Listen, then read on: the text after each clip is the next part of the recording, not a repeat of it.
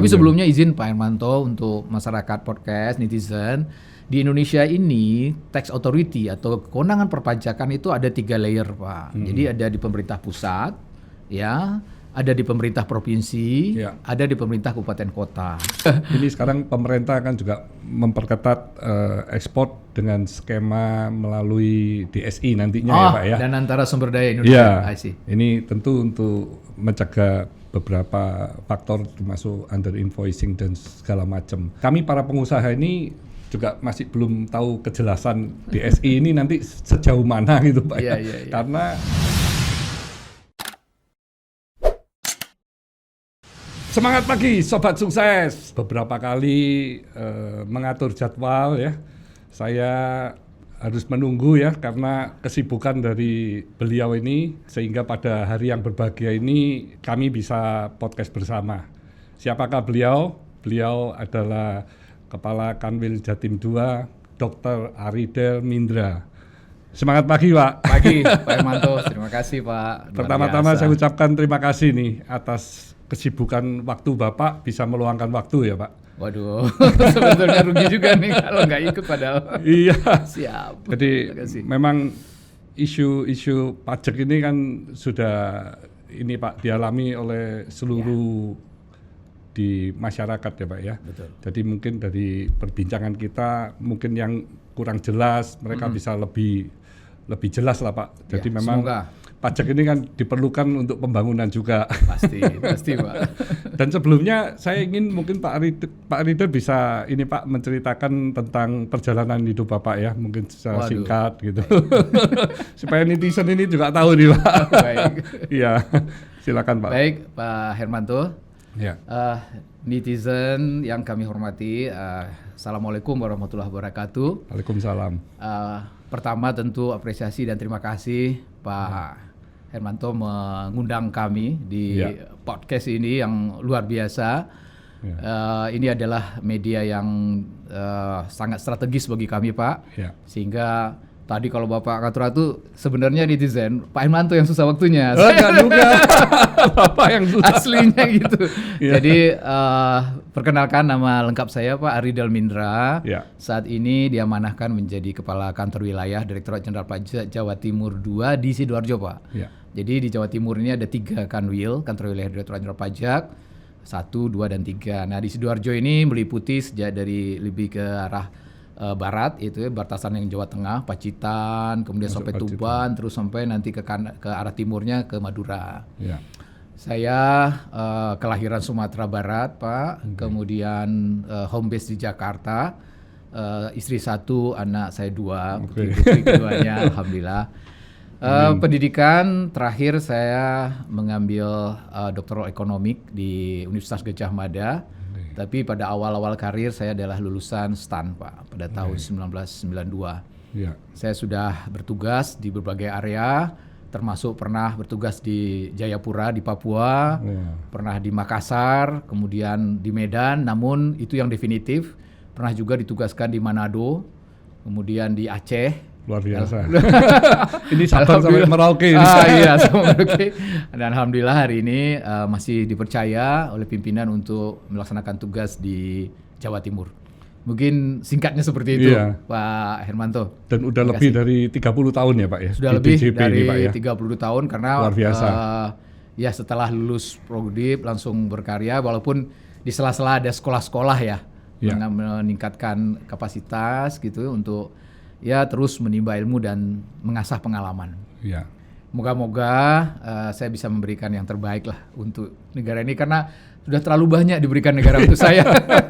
Kalau di STAN itu gratis sekolahnya Pak. Iya Pak. Saya juga untuk S2, S3-nya juga dapat beasiswa, jadi udah banyak utang nih saya sama negara.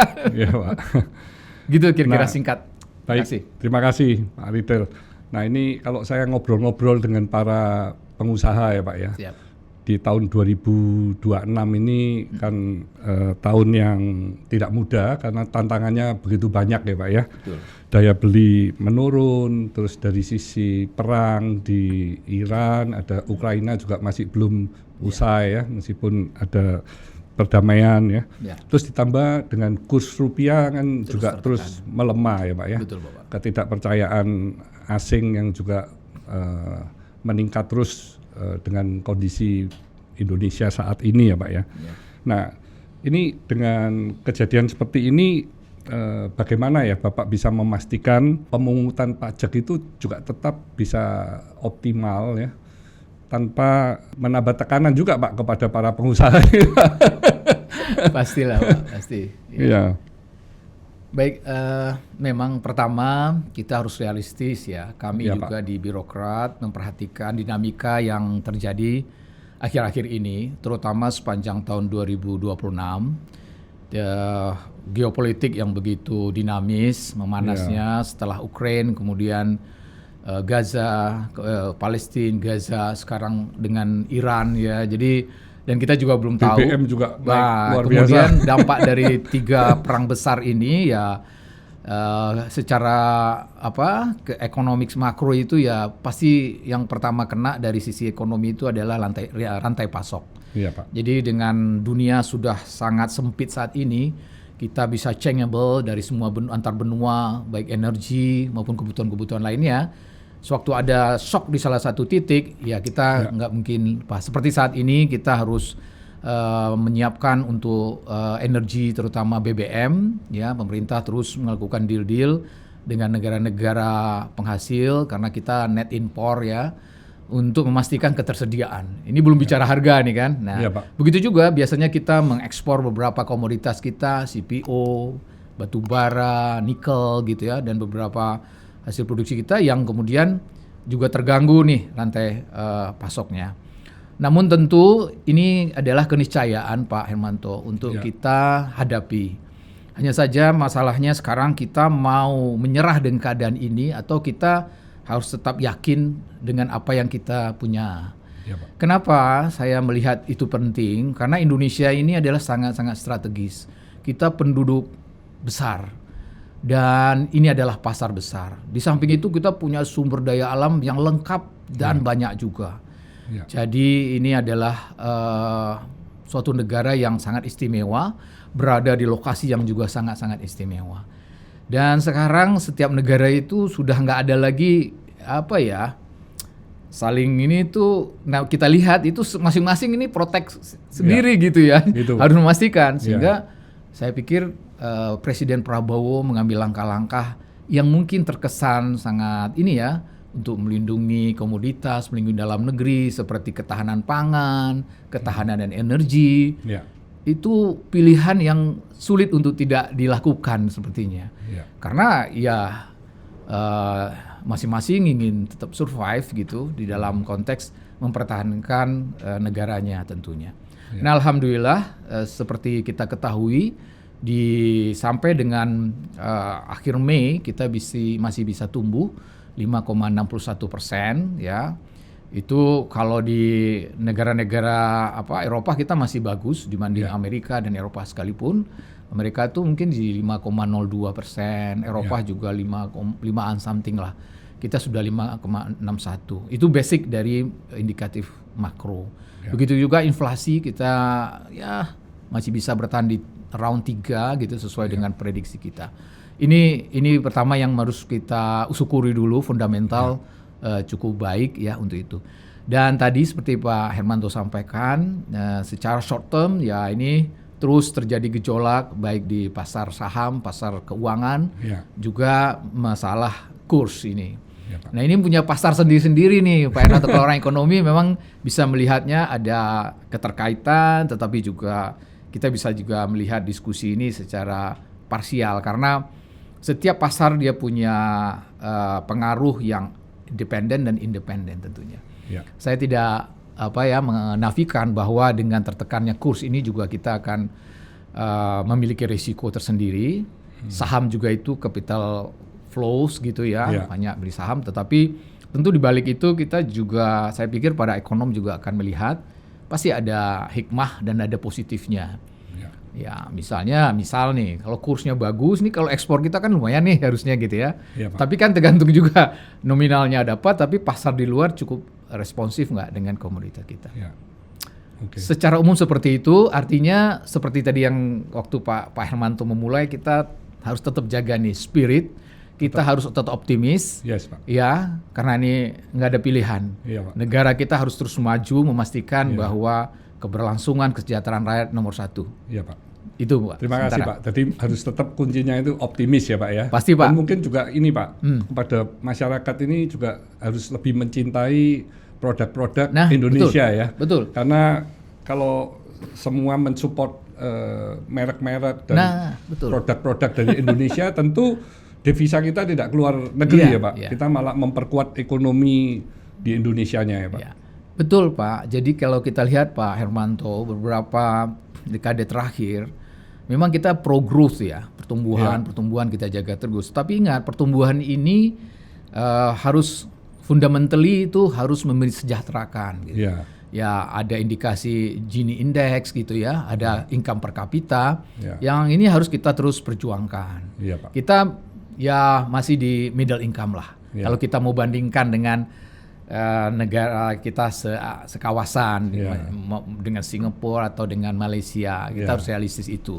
Nah, kita harus terus fight ini. Nah, tentu isu sekarang dengan terusnya pimpinan-pimpinan kita berjuang seperti misalnya kebijakan hilirisasi, kebijakan mulai melindungi kepentingan internal kita supaya nilai tambah itu dibuat dulu di dalam. Harus ada industri-industri yang membuat nilai tambah baru kita ekspor, mengurangi ekspor bahan-bahan baku gitu.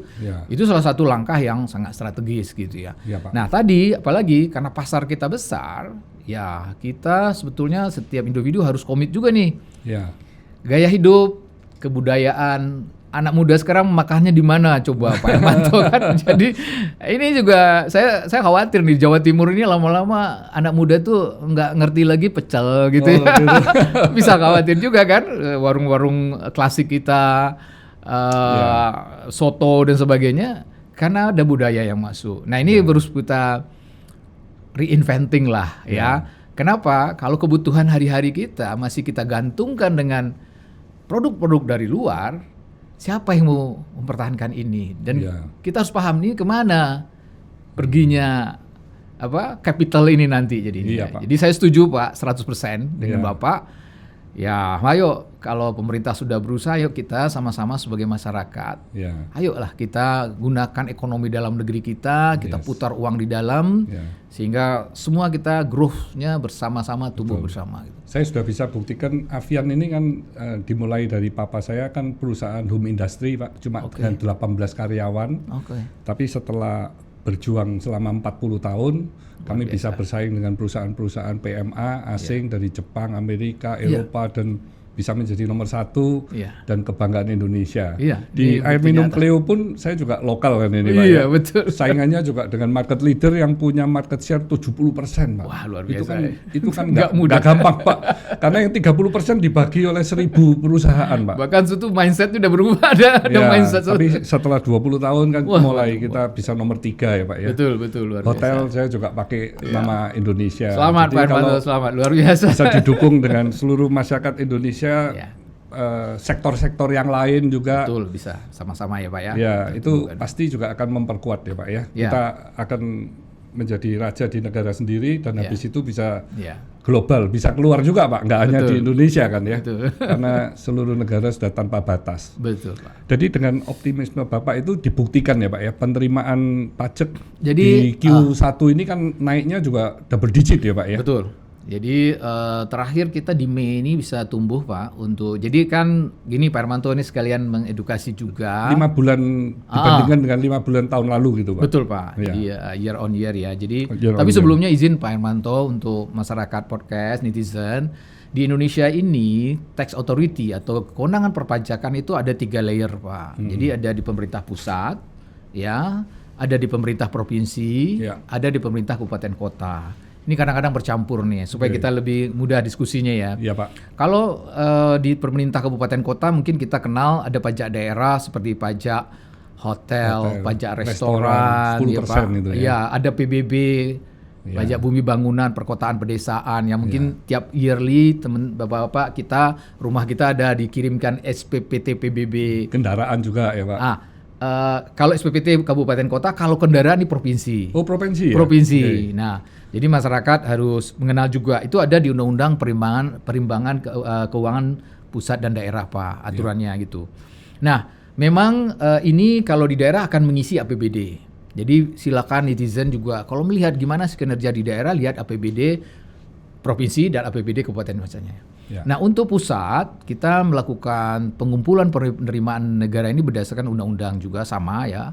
Itu mengelola pajak penghasilan, pajak pertambahan nilai, kemudian di pajak penerimaan itu ada on top-nya pajak penjualan barang mewah. Jadi kalau barang-barang mewah ada dikasih kita tambahkan lah gitu. Selain itu kita ada mengelola juga Bea Matre dan PBB P5L namanya Pak. Perkebunan, perhutanan, dan perikanan Pak. Ya. Nah, untuk pajak pusat, PPH, PPN, Bea Matre, dan PBB P5 tadi itu mengisi APBN. Nah, APBN inilah dari sisi revenue-nya sangat digantungkan dari penerimaan pajak. Ya. Betul kata Bapak Pak, tadi per Mei ini, 5 bulan ini, alhamdulillah kita tumbuh itu 22,1%. Ya, kalau dari target yang diamanahkan. Jadi kami setiap tahun pajak ini bukan hanya petugasnya menjalankan undang-undang KUP ataupun undang-undang PPH, PPN gitu Pak. Kami juga harus menjalankan undang-undang APBN. Ya, undang-undang APBN itu sudah mengamanahkan ke pemerintah, ke Kementerian Keuangan, CQ Direktorat Jenderal Pajak, itu untuk mengumpulkan penerimaan negara dari sektor pajak itu sebesar 2.357,7 triliun 2026 ini sudah disepakati. Alhamdulillah sudah mencapai 35,4% di ini. Berarti sesuai mencapai. Masih on the track, walaupun ini butuh tumbuh lebih besar lagi. Nah, tadi kan Pak Hermanto lihat, wah ini optimisnya kami di dalam ini sudah mencerminkan pertumbuhan dari penerimaan.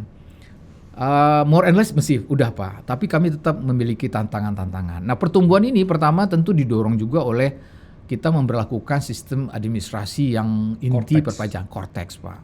Karena sekali lagi sebetulnya pajak itu pemerintah itu diamanahkan sebenarnya di Undang-Undang KUP itu mengadministrasikan.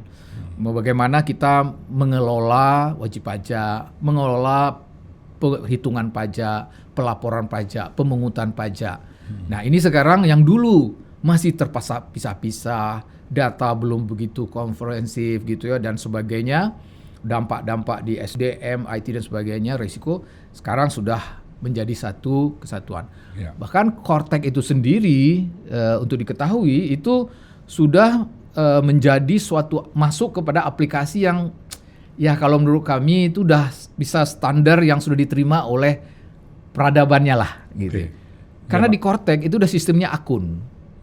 Kalau dulu kita punya SIDJP itu wajib pajak itu nggak bisa lihat Pak, hanya mengakses satu-satu aplikasi apakah e-faktur melalui elektronik atau e-registrasi gitu kan.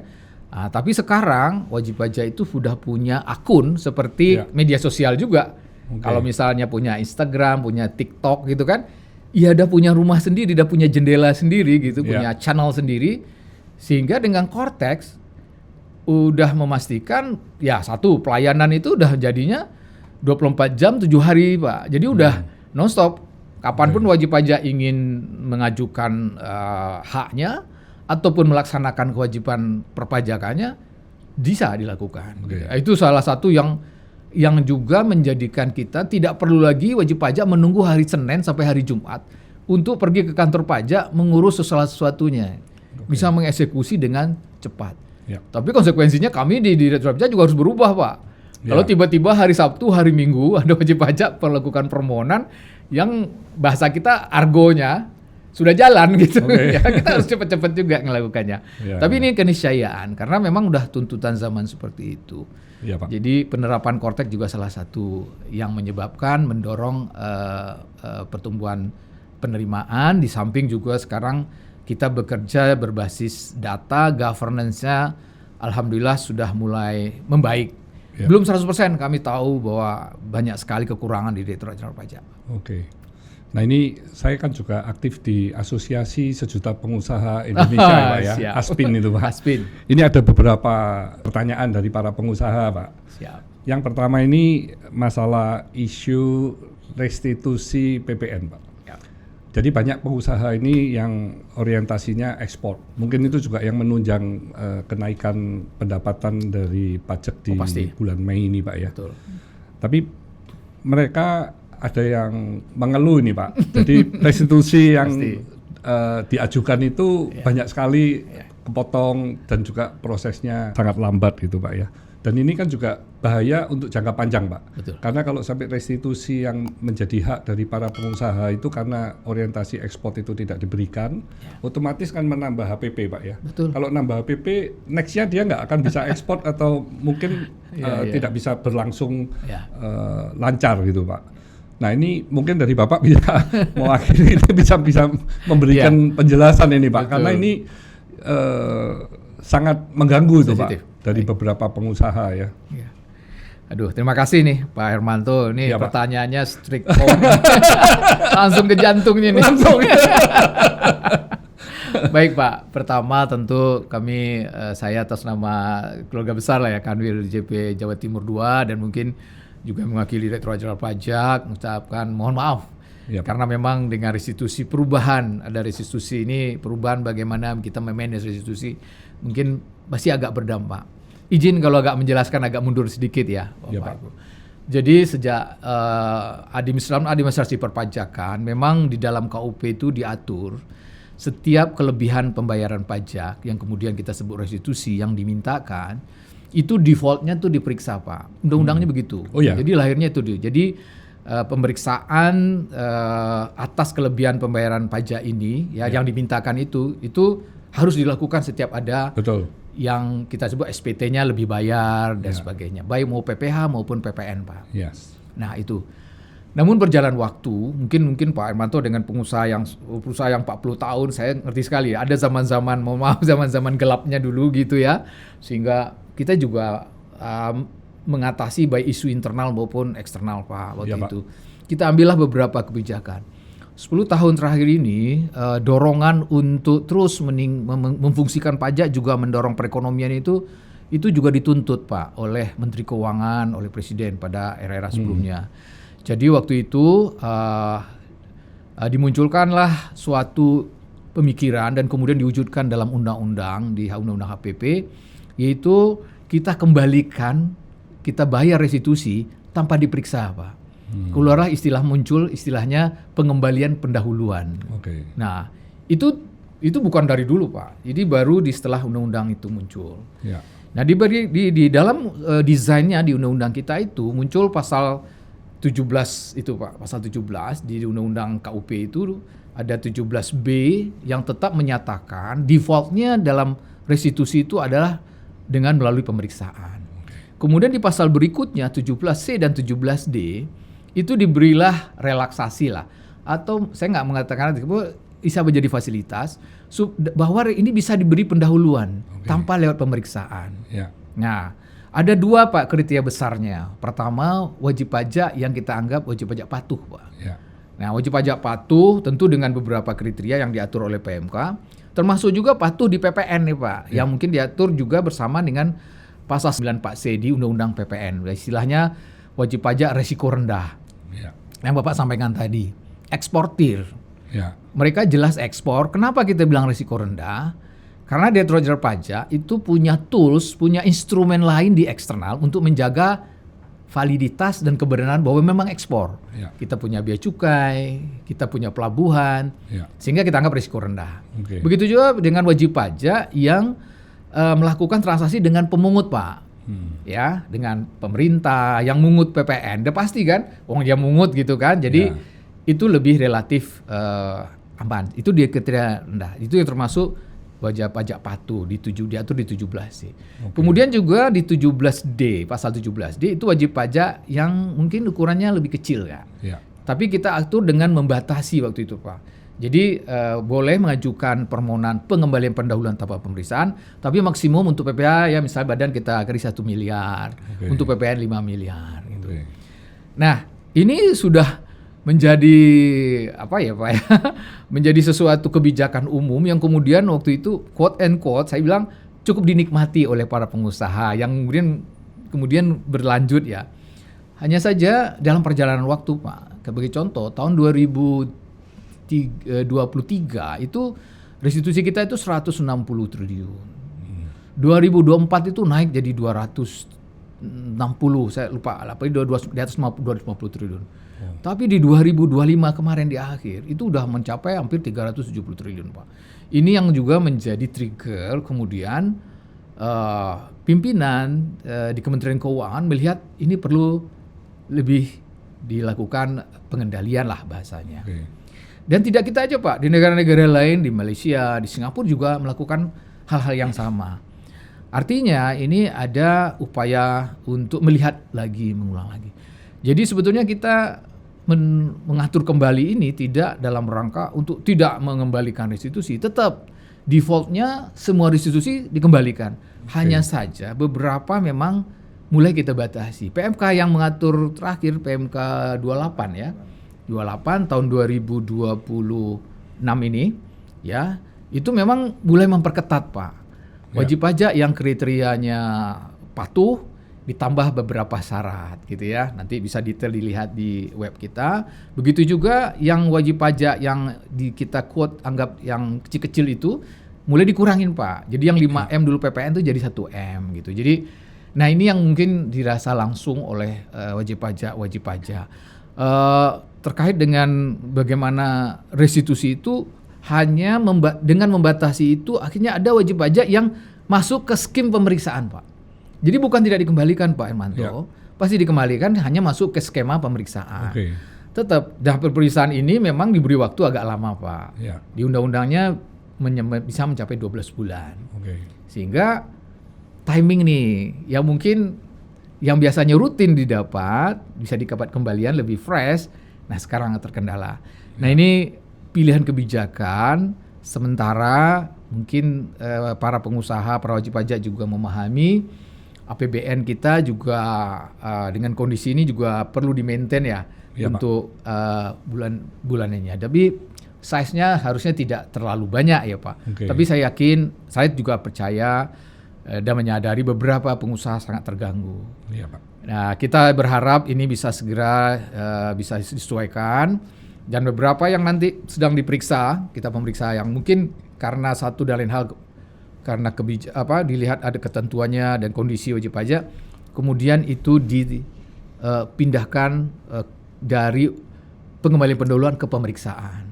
Nah, sehingga kalau pemeriksaannya bisa cepat, ya akan dikembalikan cepat. Ya, Pak. Jadi sekali lagi, Pak, faktanya itu saya ingin cerita, Pak, supaya mungkin basic kebijakan atau policy-nya seperti apa. Ya, Pak. Moga-moga sedikit bisa memahami lah gitu. Ya, terima kasih Pak Riedel dan juga para pengusaha yang memang lagi proses untuk restitusi ya. Iya, moga-moga pemeriksaannya lancar.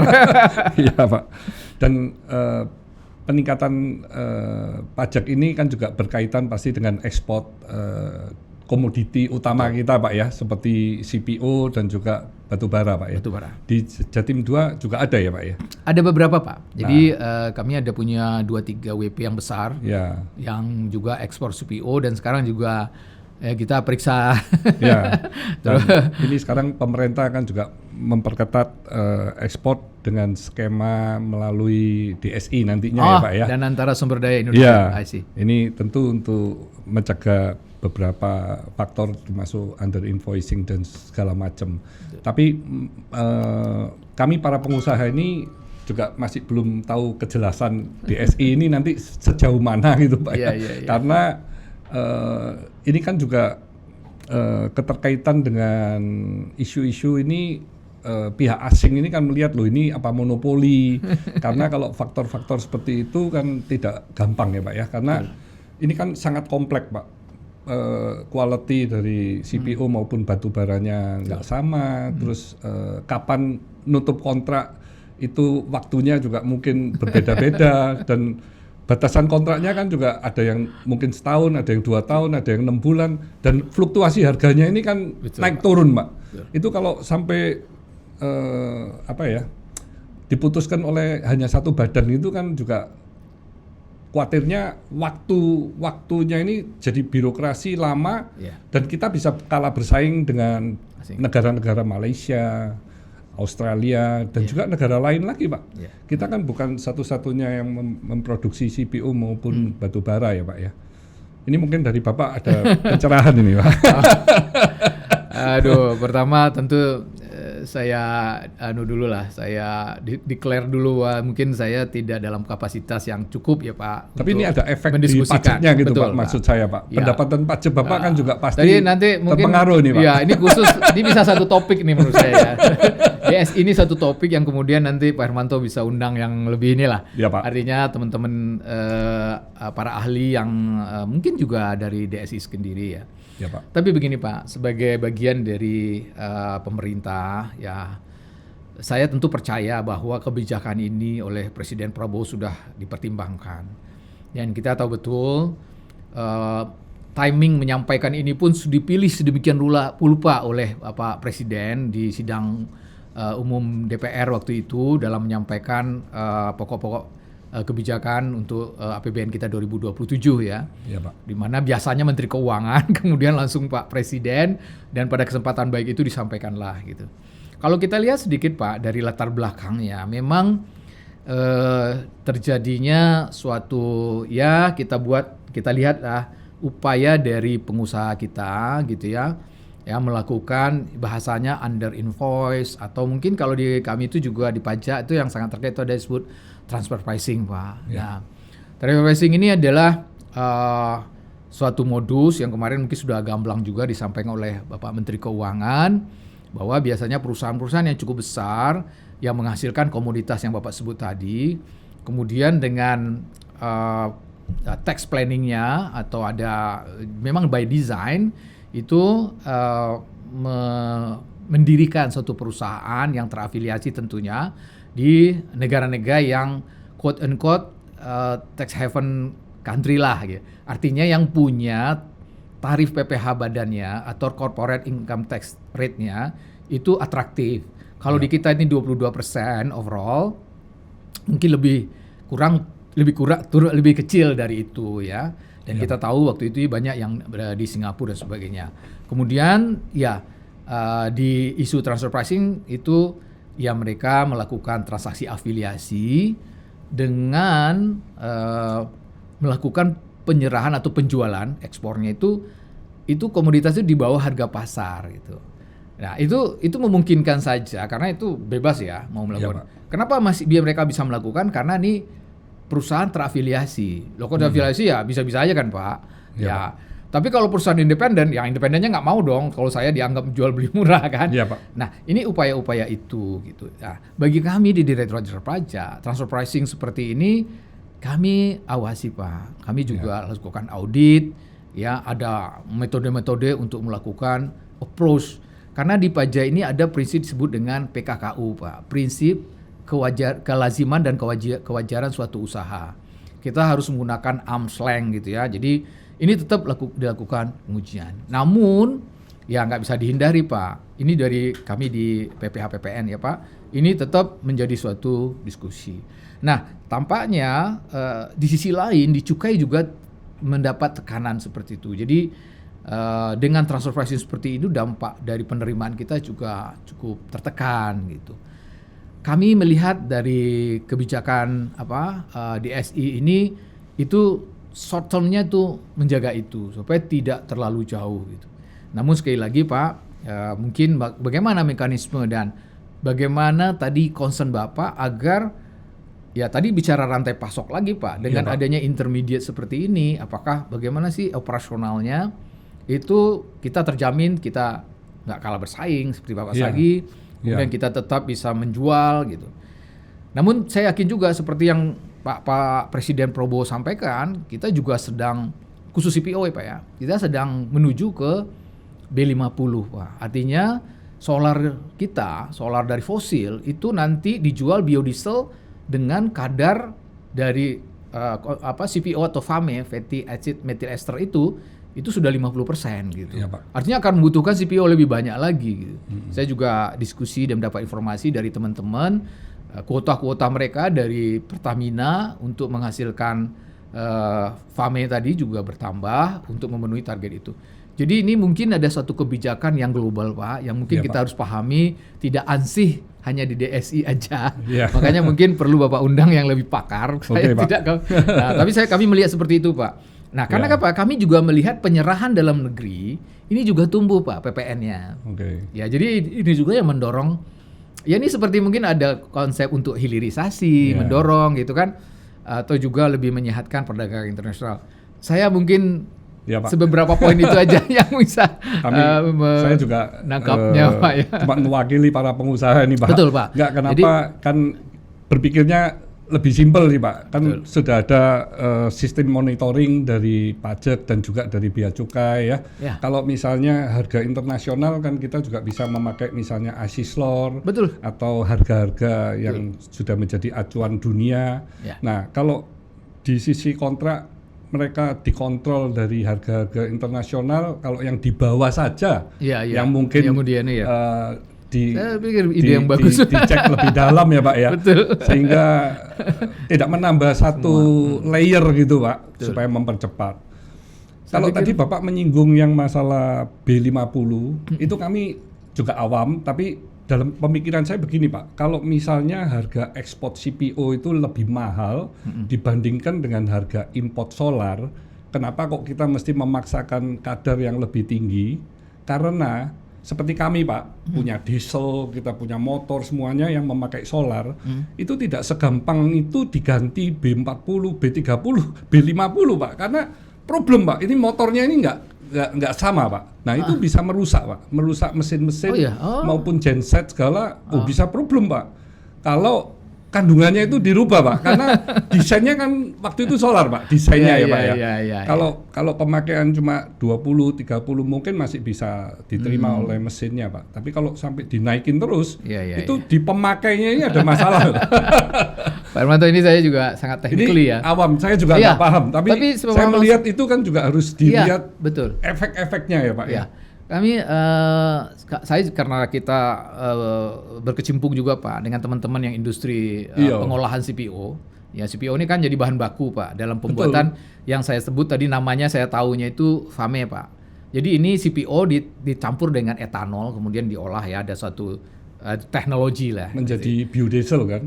Menjadi ya bahan biodiesel lah, untuk menjadi biodiesel. Biodiesel itu jadi fosil. Mahal loh itu, Pak. Ya. Pasti, Pak. Dan ini perusahaan-perusahaan CPO kita sekarang udah punya masing-masing. Saya udah punya kesempatan, bahkan di Surabaya saya sempat mengunjungi salah satu perusahaan yang mengolah tersebut. Dulu waktu kami di Sumatera Utara juga saya sempat mengunjungi. Bahkan ini just sharing ya, Pak ya. Pengusaha itu menyatakan ya, waktu itu saya ditunjukkan, Pak Aridal katanya, jangankan B50, B100 juga jalan tuh mobil katanya. Oh iya, saya bilang ya. Tapi saya nggak tahu ya, Pak, punya defect atau punya dampak, walau ini technically issue, Pak, saya nggak tahu. Tetapi pengetahuan kami, Pak, ya Pertamina dan tentu Kementerian SDM semua juga yakin, Pak, bahwa akan minimum, ya artinya berani menjual B50 itu dalam konteks tidak akan berdampak lah gitu ya. Saya yakin itu sih, Pak. Tapi sekali lagi mungkin nih perlu pendalaman ya, perlu narasumber khusus lagi. Ini topik ketiga yang perlu nih. Luar biasa, Bapak nih, luar biasa ngambil titik-titiknya. Karena kalau sampai mesin rusak semua kan efek juga dengan penerimaan pajak Bapak. Pasti, Pak. Jadi harus membetulkan mesin-mesin atau mungkin invest lagi mesin yang baru, Pak. Karena sejauh ini kami ada informasi ya, Pak, nggak ada isu katanya, Pak, nggak ada isu katanya. Jadi bahkan memang cenderungan untuk kalau kita ini kan renewable energy ya, jadi kita bisa lebih menyelamatkan bumi ya, karena mengurangi penggunaan fosil yang kemudian akan lama-lama pasti habis kan, Pak, ya, yang kemudian juga kita bisa survive sebagai human dalam memanfaatkan supaya lebih mandirinya itu positif, Pak. Betul. Supaya lebih saling kemandirian, tidak tergantung import ya, Pak. Betul. Dan kita tidak tergantung juga dengan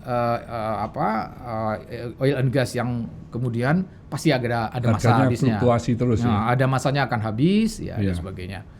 Moga-moga, Pak, dan tentu saya dapat informasi itu akan lebih clean, Pak, lebih baik untuk lingkungan. Iya, Pak. Ini juga saya ada titipan, Pak, dari keresahan beberapa pengusaha ya, Pak ya, Pak, tentang serbuan dari perusahaan asing sih, Pak ya. Baik mereka yang hanya import saja ataupun yang punya pabrik di Indonesia, tapi kurang disiplin dalam atau mungkin ada tanda kutip ada yang tidak fair di dalam melakukan penjualannya, Pak. Betul. Nah, ini kan pada akhirnya perusahaan lokal ini kan jadi berat, Pak. Mereka yang sudah melapor dengan benar kan jadi tersaingi ya, Pak ya. Ini juga. Nah, sekarang ini Tokopedia, Lazada dan sebagainya, marketplace kita minta juga memungut PPh 22. Supaya apa? Playing field-nya juga fair gitu. Jadi bukan hanya pengusaha-pengusaha yang konvensional tidak online, kita minta bayar pajak gitu. Dan skemanya sama, Pak. Juga sampai 500 baru bisa bayar. Ini tadi Bapak menyinggung masalah